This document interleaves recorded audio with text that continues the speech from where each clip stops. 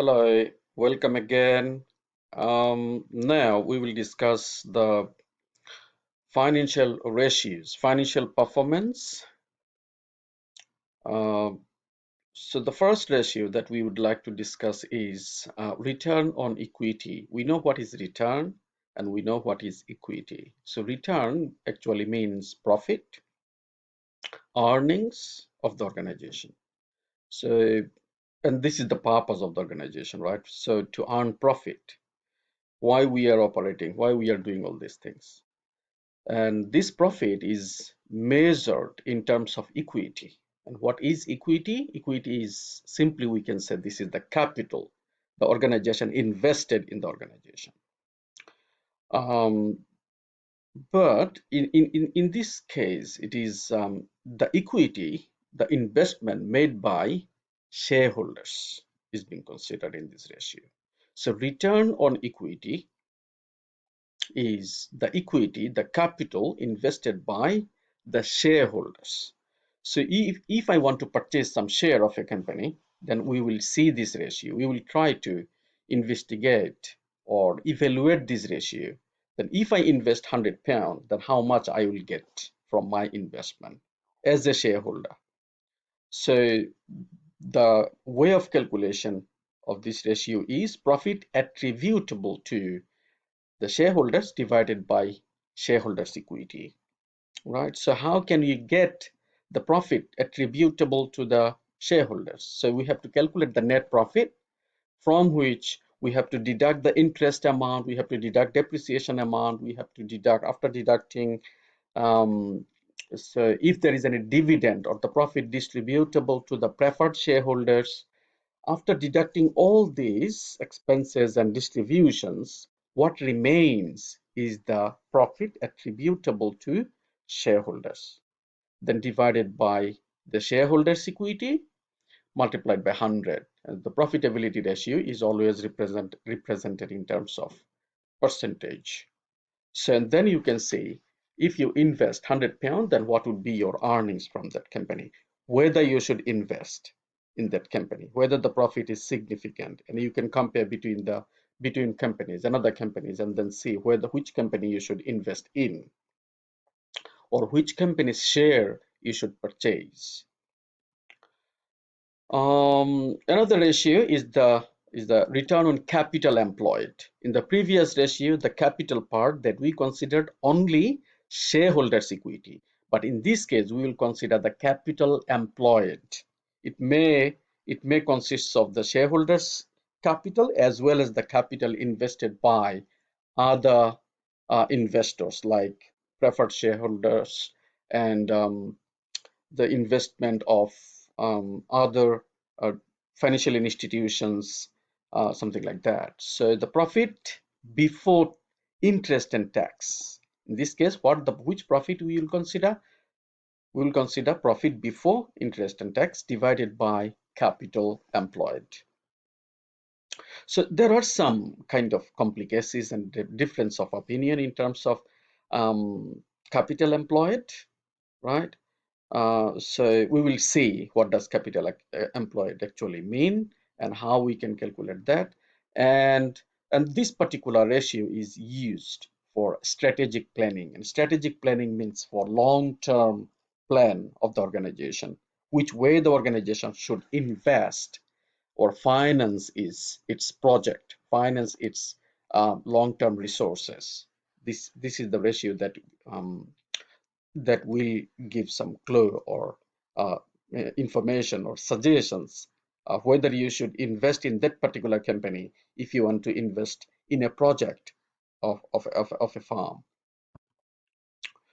Um, so return on capital employed is basically the um, combination of return on sales as well as asset turnover. So the combination of two ratios, you can say. So return on sales, percentage of return on sales, and asset turnover.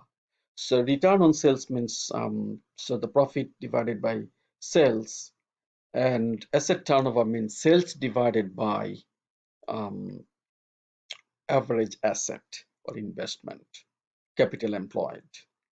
right? And then you can see what's the performance of the company. Yeah.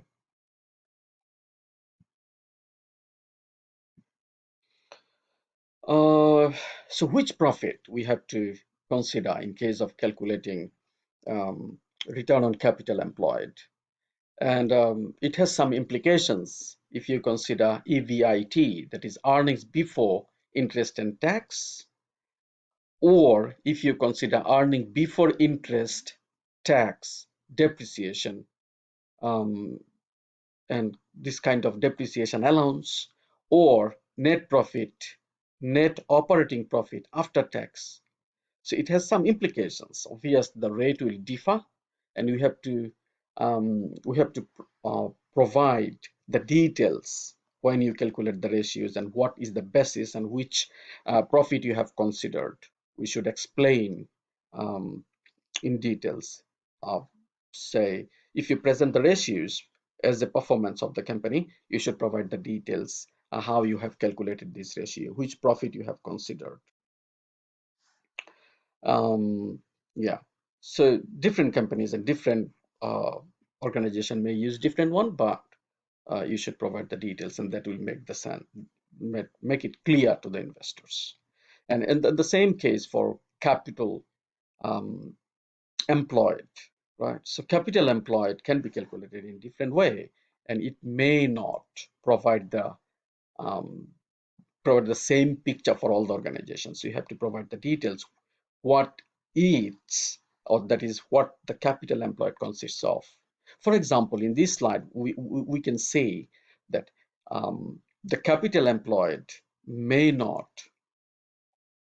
um, provide the real picture. The return on capital employed, if you see, oh, it's 10%, but the capital employed may not be the same, or the profit may not be the same. So you can see here, the return on capital employed remains a constant 10% over, say, 2011, 2012, 2013. So it's the same. But what about the capital employed amount? What is the profit amount? You can see here, net profit increased by 50% in both 2012 and 2013. But this trend doesn't show the implication. The return on capital employed ratio doesn't show that your profit has been increased by 50%.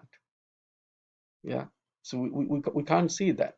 And the profit, see, profit on 2011 was, say, 100,000. And profit on 2012 is 150,000. Profit on 2013 was 225,000. So every year is 50% increase. But this ratio doesn't implicate that. It's not showing it. And that's why we need to provide the details to make the investors or the stakeholders understand which profit we considered and what is the capital employed we considered. So simply the ratio may not provide you the actual picture of the organization. Asset turnover actually recognize the use of the asset, how efficiently we can use the resources of the organization to generate revenues and profit for the organization. So it actually, as I mentioned before, asset turnover ratio is sales divided by asset. So if you have £1 of investment, £1 of asset, then how much revenue that asset generate during the year? So this is what the asset turnover mean. That means how efficiently you can use the resources of the organization. So if asset turnover increases, then either the total value of revenue is increasing or the capital asset um, base is decreasing. So if asset decrease, your asset turnover ratio may increase. Or if your revenue increase, asset same, then your asset turnover ratio can increase. So in both way, it can show the increase of the performance. So so using lower amount of resource, if you can earn the same revenue, that means your performance is better. Or if you have if you have increase, if you're using lower amount of asset but earning the same revenue, this is what I mentioned. Or if your sales increases, or if asset is same but sales increases, in that case your performance increased as well.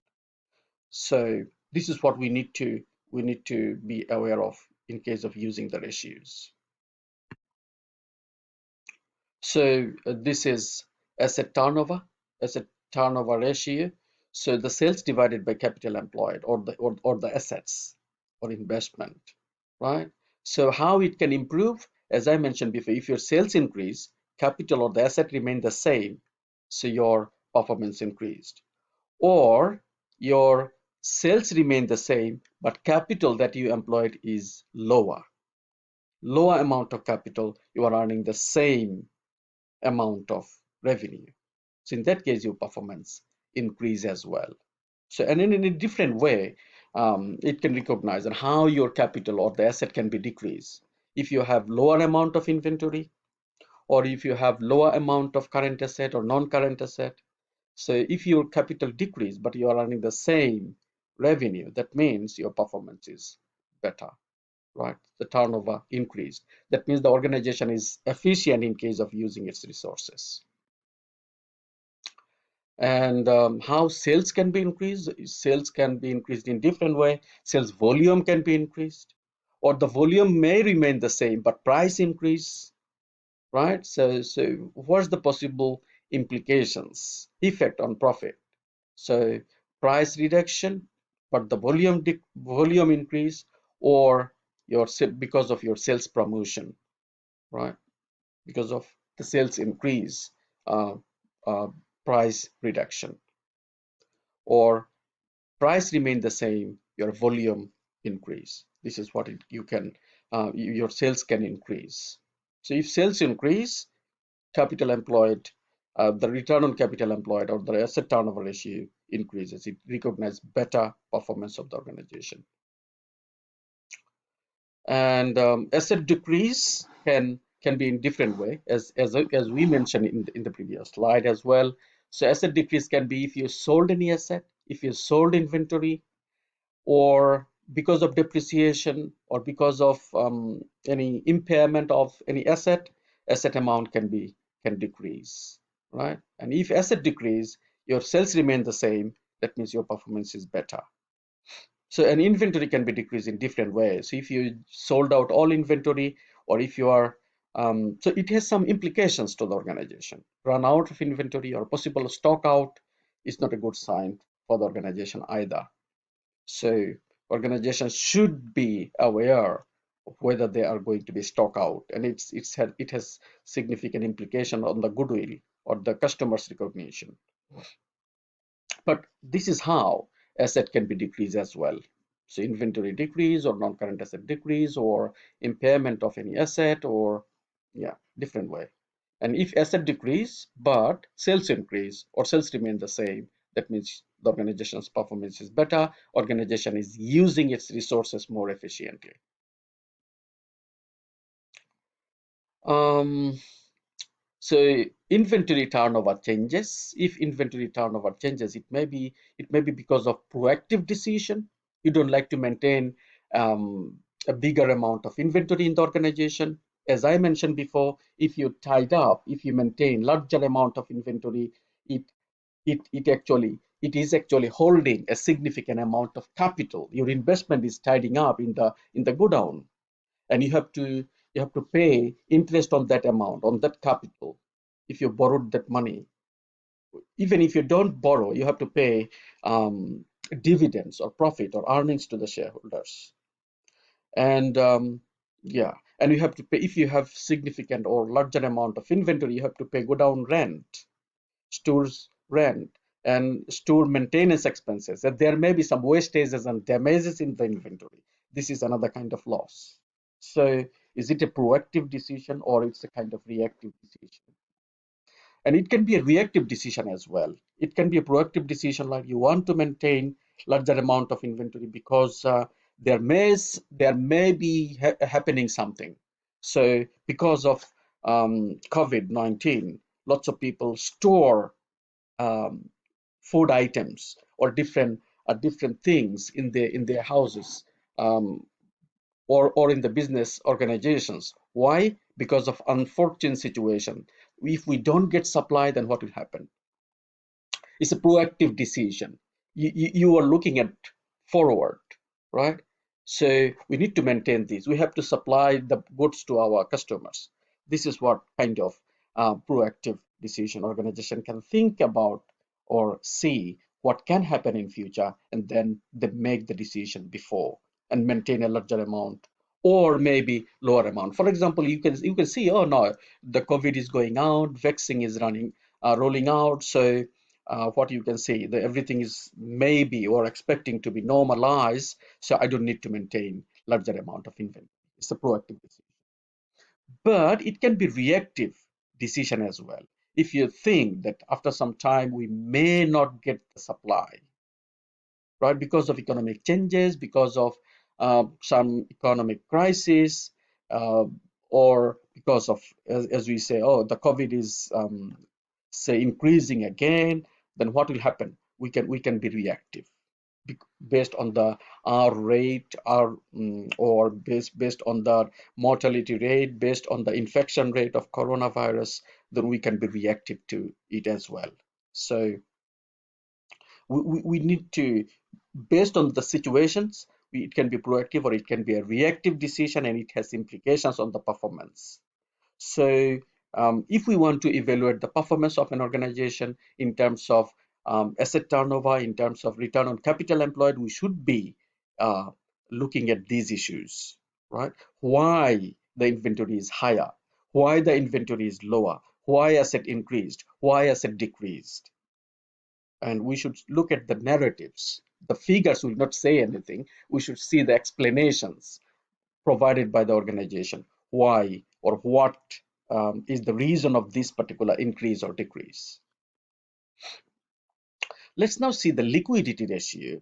Some of the liquidity ratio, we should be aware of the liquidity of the organization. It indicates the financial strength, whether the organization would be able to pay its liability.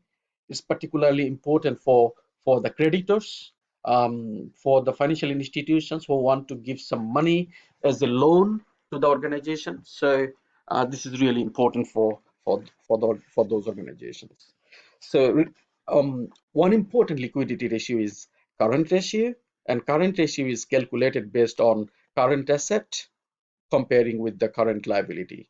It is current asset divided by current liabilities. There is no thumb rule actually how we can measure the current ratio, but in different books you can see different standard ratio, and one of the most commonly suggested ratio for the current ratio is 2:1, right? So that means you should have 2 times of um, current asset um, than your liabilities, right? If you have 1 pound of current liability, you should have 2 pound of current asset. This is what it means. So the current asset should be double of current liabilities. But it differs between the organizations. It differs between the industries. Some industries, some kind of organization may require more, and some organization may not require more current liabilities. Some organization may be enough to maintain just 1:1. So 1 pound of current asset may be enough for 1 pound of liabilities.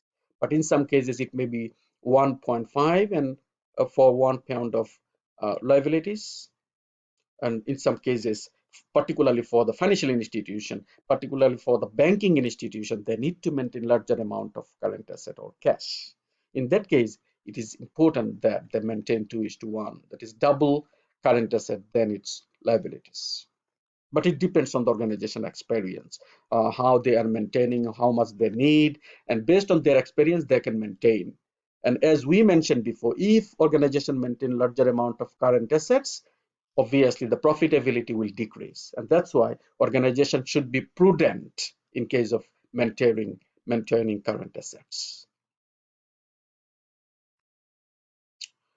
Um, so what if current asset increases, what happens?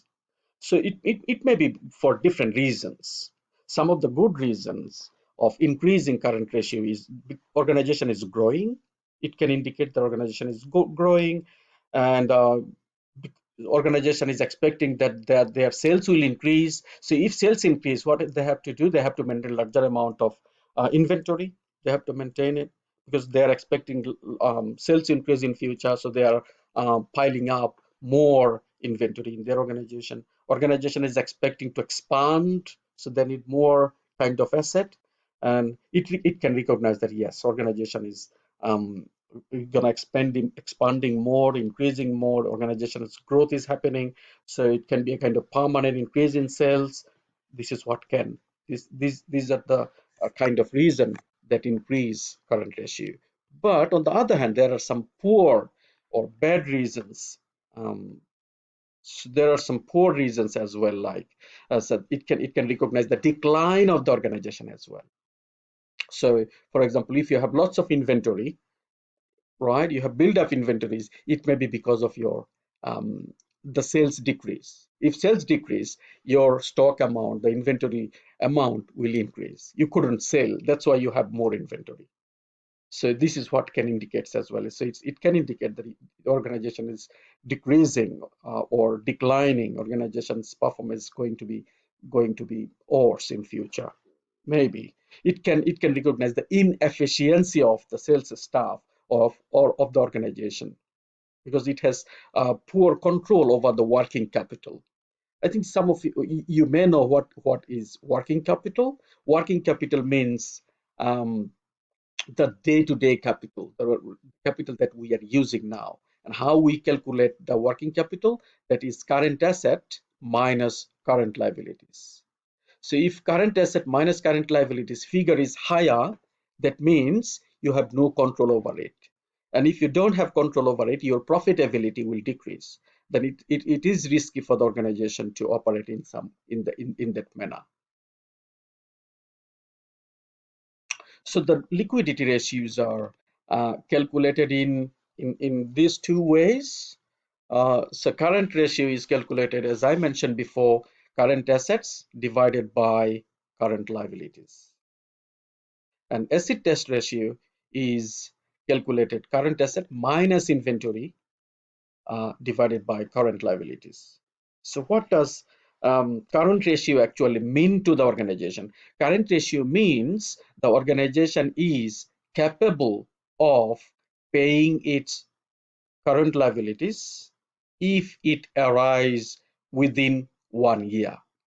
So organization is capable of paying its liabilities. It's generally what it means. But the acid test ratio means the organization is capable of paying its current liabilities immediately if it arises now. So it's a kind of quick ratio, we can say as well. Acid test ratio is also recognized as quick ratio. So organization is capable of paying its liabilities if it arises immediately. So, and as I mentioned before, in case of quick ratio, this is what is kind of a recommendation to maintain 1:1, the same amount of current assets for the same amount of current liabilities. So if you have £1 of current liability, you should have £1 of current assets. But obviously, it depends on the nature and experience of the organization, but this is what is recommended, highly recommended. And gearing ratios, there are a number of different formulas used for gearing ratios. So gearing ratio sometimes is calculated for long-term debt divided by capital employed, long-term debt to capital employed ratio. Sometimes some organization use say debt ratio, what is called total debt divided by total asset. Some organization calculate its debt divided by equity, right? So total debt divided by total equity, not the total asset. So, and some company use equity, not the total debt, equity divided by asset. So there are different ways, as we mentioned before, there are different way of calculating the risk. This is what it indicates, the risk of investment of the shareholders. So it can be calculated in different ways. So we should be looking at we should look at the narratives, explanations, how the companies um, calculated the gearing ratios. So in this particular chapter, in this particular book, they use long-term debt divided by capital employed as the gearing ratio in this particular book. So um, as we mentioned before, some company use just debt and equity, but they use in this company they use the long-term debt, right? Not all the debts, right? Because some of the companies may heavily depend on overdraft facilities, right? So as their preference choice and include the total debt rather than long-term debt if a company relies heavily on overdraft facilities. So as we saw in our example that organizations overdraft significantly increased. If you see this kind of scenario, in that case, it is better to use total debt, not long-term debt. So if the company heavily used overdraft, so you need to consider the overdraft in case of gearing ratio as well, right? Um, so we should be cautious of the in case of using the ratios, in particularly impact of economic conditions. Um, so is the liquidity likely to be under pressure? And are the debt covenants likely to be broken? The covenants means the principles of the contracts. It's a debt contract, right? And will the asset need to be sold or to reduce sold to reduce the debt? So these are the scenarios the organization um, should be cautious, or as an investor or as a creditor, we should be cautious about this situation. Right. So if the company's financial situation is not good, if the liquidity position is not good, so what they can do, the organization can sell some asset to get some money to pay its liabilities because the liquidity is not good. If the liquidity position is bad, what they can do? They can sell some asset. Why? Because they need to pay their liability, pay their installment to the bank. Otherwise, their contract with the bank will be broken, and then the company would be in trouble to get loan in future. So yeah, so if they sell their asset, what will happen? They may lose their production, they may lose their sales. The company's performance may be significantly impacted in future. So it's really important that companies observe the economic situation and take proactive action before to face this kind of uh, situation or economic conditions on the organization.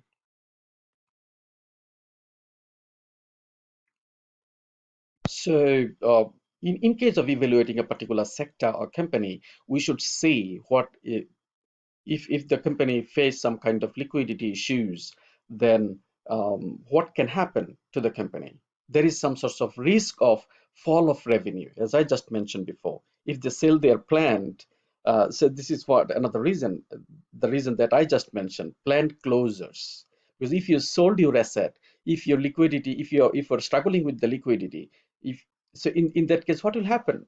These are the issues that can arise. You can see evident to that particular company. So the revenue can decrease, companies closing their plants, and then companies are suspending or reducing number of employees, redundancies, cost is arising. If these are the things arises, that means the companies or the industry is now in trouble. This is what we should be cautious in case of making investment decision or evaluating the performance of the companies.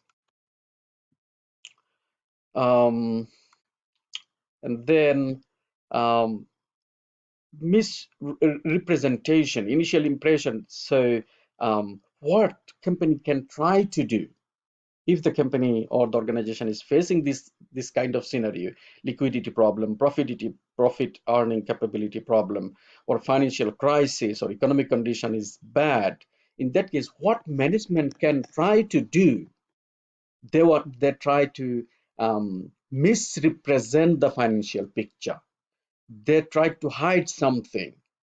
They try to show that organization is doing, still the organization is doing good. So what they can do, management or the organization can try to understate the liabilities, reduce amount of liabilities in their financial statement. They try to do in different way, right? For example, a liability arises, they may not show it in their financial statement. They may not recognize contingent liability, a probable liability. They may not show it. Or they can overstate inventories. They can show higher amount of asset value at a higher figure. They can try to show it. They can try to show overstate or higher amount of trade receivables, current what's called debtors or account receivables, overstate the bank balances, or understate the impairment losses. They can recognize lower amount of depreciation, lower amount of expenses, lower amount of liabilities in different way, and higher amount of earnings, higher amount of asset, higher amount of profit. Management try to do that to hide the bad consequences or bad performance of the organization. This is what they can try to do. So if you want to evaluate whether the organization is doing something bad, organization is facing something um, uh, unexpected, organization is doing bad performance, what are the things we should systematically evaluate the performance system? We should be much more inquisitive, we should be much more investigative, uh, we should try to explore something in deeper, right? Uh, uh, what is the real cause of this particular scenario?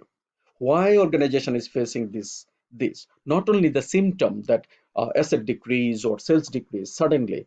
No, this is what not the real cause. What is the real cause? We need to see. And if we see that organization is doing something bad, then some of the scenario we may found, right, based on which we can say that yes, the organization is doing bad. So it may happen, say, the organization is facing losses for consecutively 2 years, right? Made losses in past 2 years. So, and suddenly one organization can face loss. That can happen because of some reason, but it faced loss last year and it is facing loss again this year.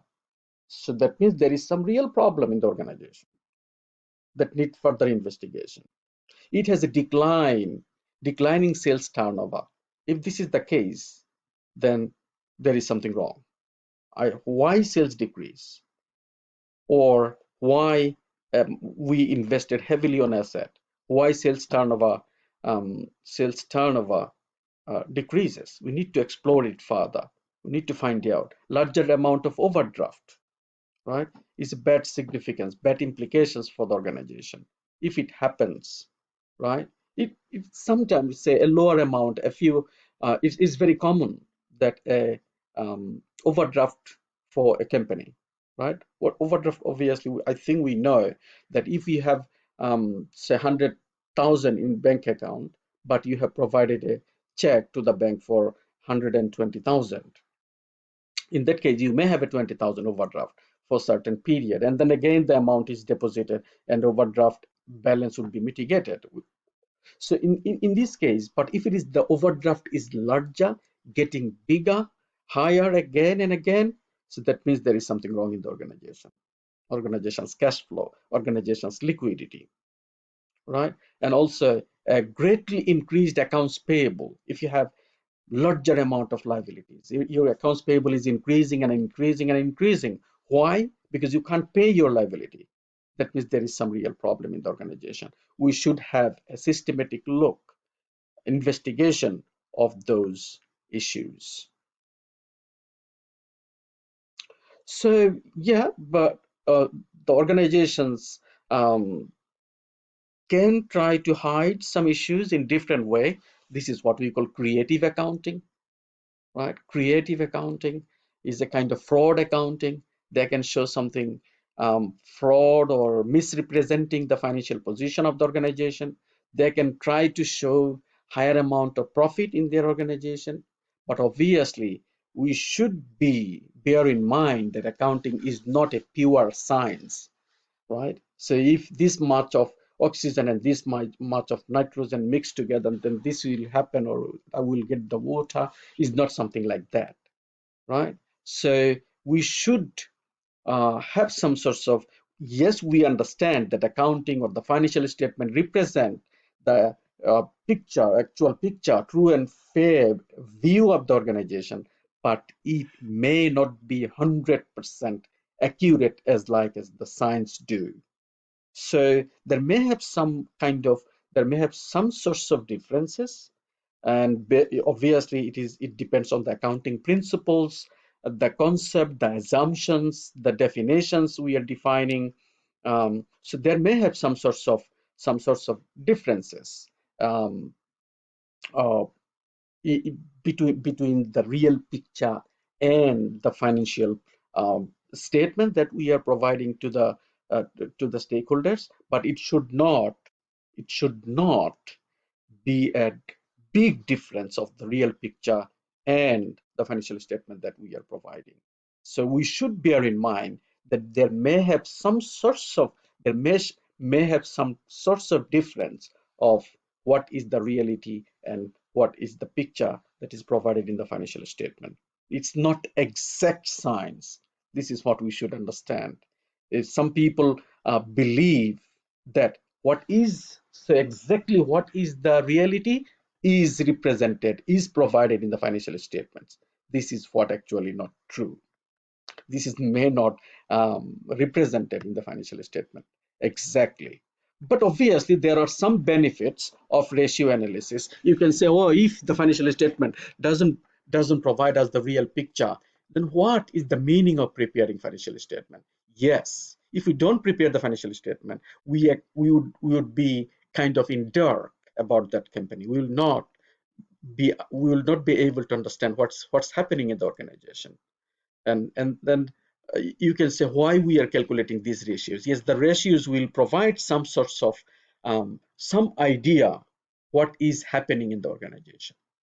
So the main strength of the ratio analysis is identifying the um, areas where we need to look at, where we need to draw our attention. So it directs the user's focus of attention, which area we should look at, which one is we should investigate further, which one is important, right? This kind of stuff. Identify and highlight the areas of good and bad performance, and identify the areas of significant changes. So these are the areas. There are some weaknesses that we need to bear in mind in case of using these ratios, but obviously it gives a good indication of the performance, indication of the areas where we need to look at further, where we need to take some action. This is what we can get from the ratio analysis. And it's an important mechanism that is being used globally by all the organization, all the investors to evaluate the performance of the organization. But as I mentioned before, we should think and bear in mind the limitations importantly while we use the ratios. All right. So ratio analysis doesn't consider the size of the business, right? It's just a ratio. It's a percentage. Say it's 20%. So this organization is earning 20%. That organization is earning 20%. But what is the size of the organization? We can't see in this 20%. So ratio doesn't consider the size. Ratio doesn't consider the contingent liability because it's not part of the figures of the organization. So organization may have some liabilities hidden, but is not represented in the figure. Doesn't incorporate uniform accounting policies. So accounting policies, accounting standards, this organization is following one and the other one is following the other. So one organization is following, say, cost-based accounting, right? Cost principles, historical cost. The other one can follow fair value accounting. So it differs, but we can't, from the ratios, we will not see it. Susceptible to creative accounting, yes. The organization's accountants may try to show some positive impression of the financial structure, financial positions, but that will not be reflected in the ratios. Cannot use to compare different industries. So you are comparing, say, Morrison with Severn Trent. We should not do that because the industries are in two different industries. The organizations are in two different industries, and they should not be comparable. Only based on historicals, yes, the ratios that we are calculating is based on historicals. Is not We are not considering anything about future. Based on ratio, we will decide about future, but the ratios that we have calculated is actually based on past performance of the organization. So it doesn't indicate anything about, doesn't consider anything about future, is historicals. Doesn't consider the impact of inflation either. Yes, no. See, if it is not, the ratio doesn't consider or reflect the ratios. The ratios only reflect the pictures that is represented in the financial statements, but it doesn't say whether the financial statement has been prepared based on inflation accounting or cost accounting. No, it doesn't. Does not consider the impact of market conditions, right? Economic condition is bad, that's why the ratio is bad. The ratio itself doesn't consider that, itself doesn't represent that.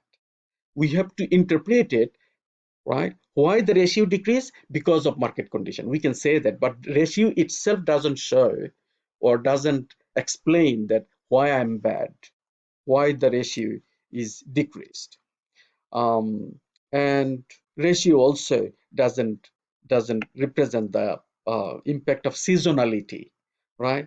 So if you calculate the ratios for winter, ratios financial performance in winter, financial performance in summer, the ratio will not represent that. Ratio will not explain that, oh, this ratio has been calculated in summer. The ratio cannot say, oh, I have been calculated in summer. We can explain, we have to explain, yes, this is the summer ratio and this is the winter ratio, but the ratio itself cannot say it.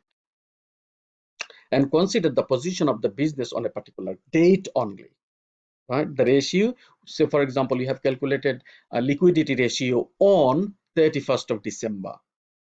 Okay, so it doesn't mean the ratio is true for 1st of January or 1st of February. It may not, because the day after, the financial position of the organization may change.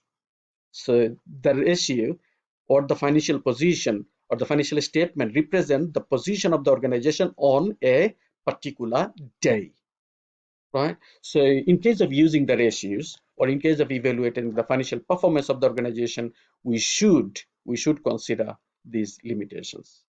So thank you very much, and obviously if you have any question, we'll discuss in our seminar. Thank you for watching, and see you on Thursday in our seminar.